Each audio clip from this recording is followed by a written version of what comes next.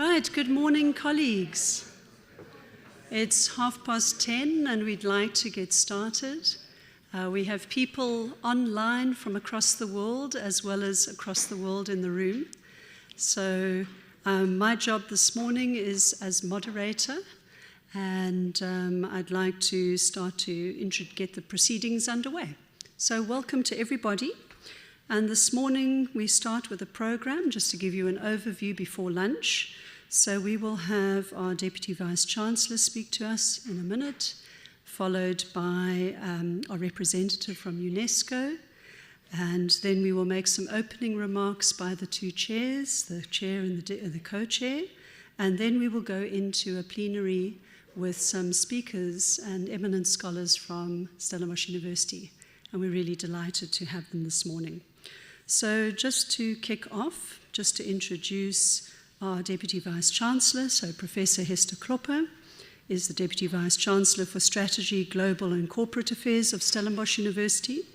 The portfolio of Strategy, Global and Corporate Affairs that she oversees focuses on strategically positioning Stellenbosch University to flourish as a modern research driven university that's future fit, globally competitive, and a leading centre of knowledge and education in Africa. So you can see why we are so thrilled to have her this morning.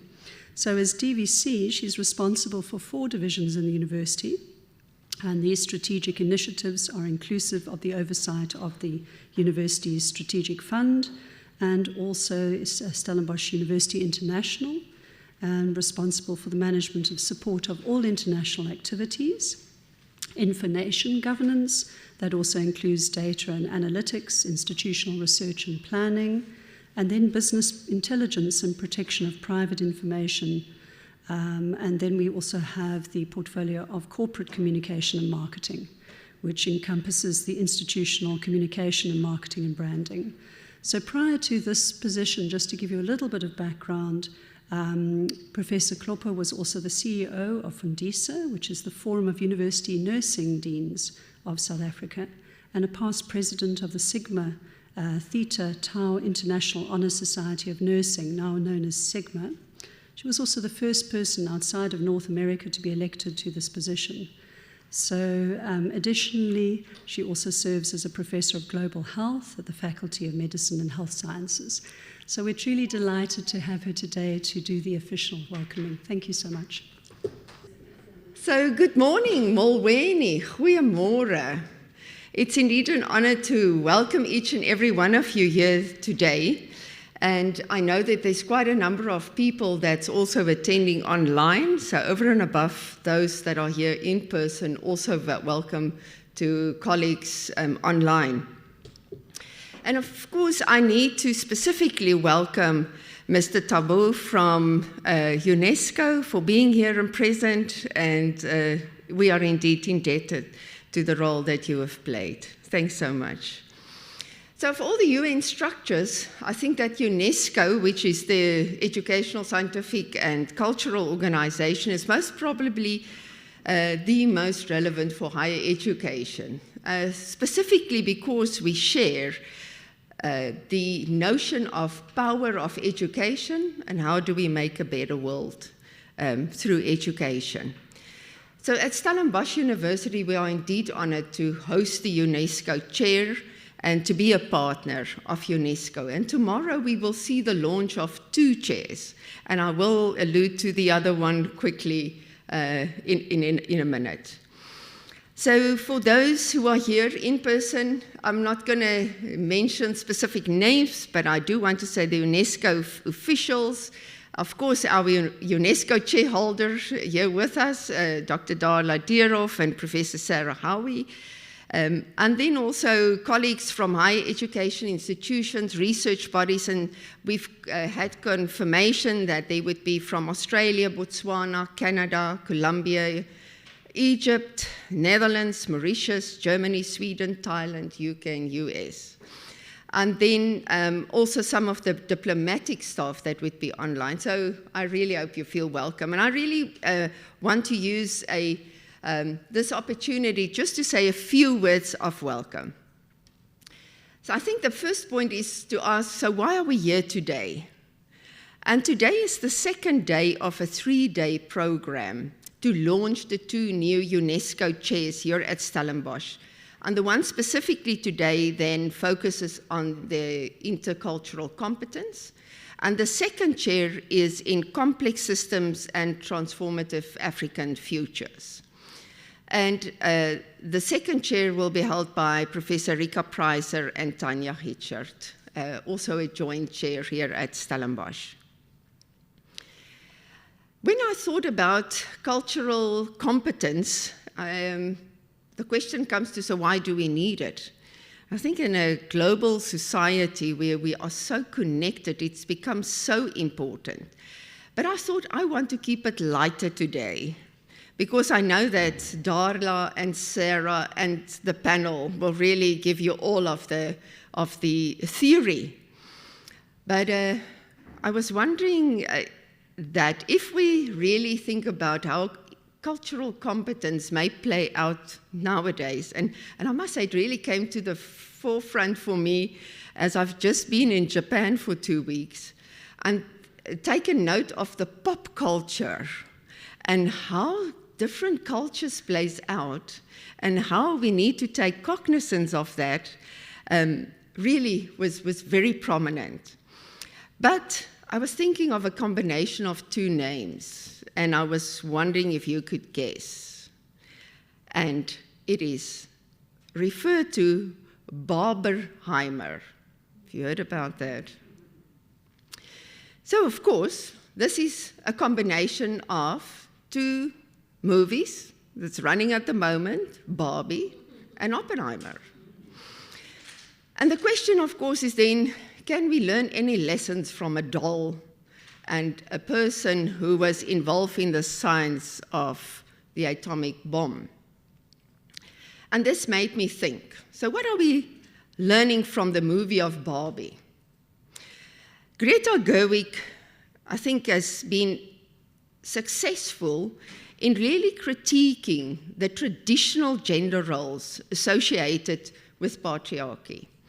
And it's a message of empowerment. It shows that women can do anything that they want to, regardless of sexism and of any gender stereotypes. So what about Oppenheimer?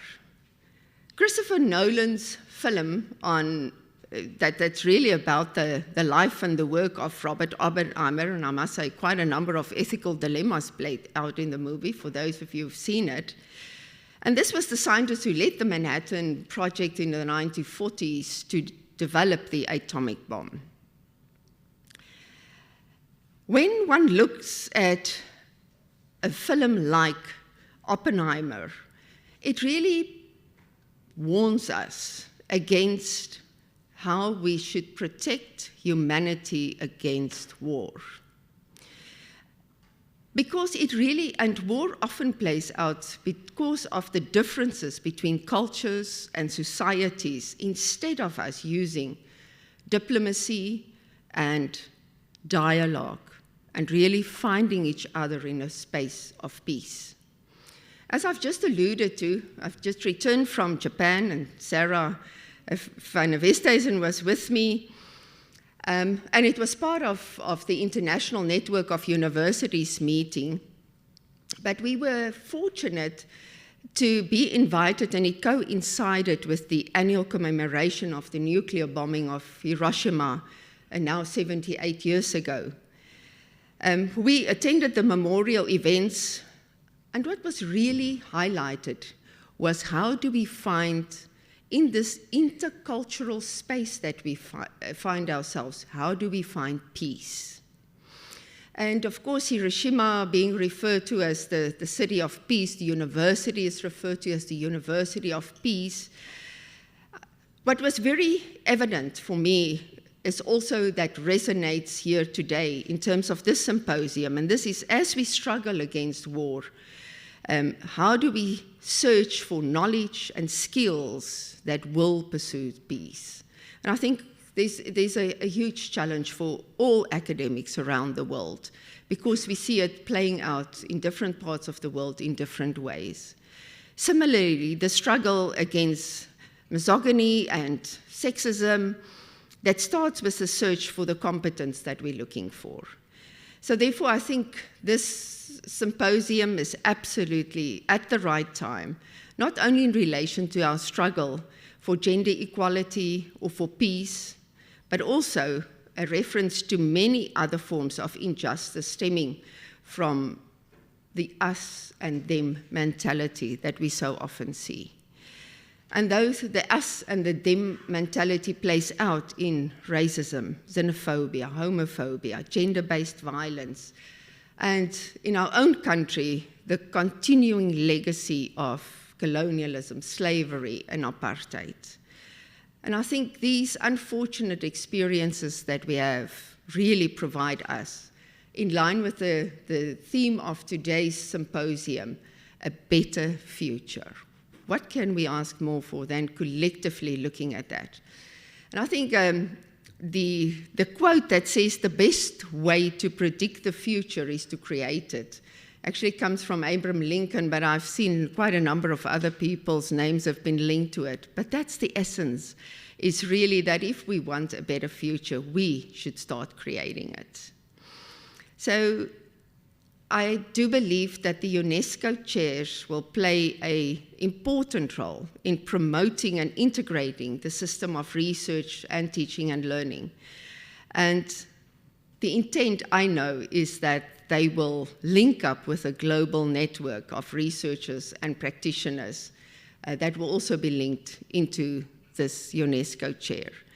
So in conclusion, looking forward to see what plays out in the next day, and tomorrow as well, looking forward to see the work that will be ongoing in terms of addressing inequity and injustices globally, and that we, in a small way, can make a difference.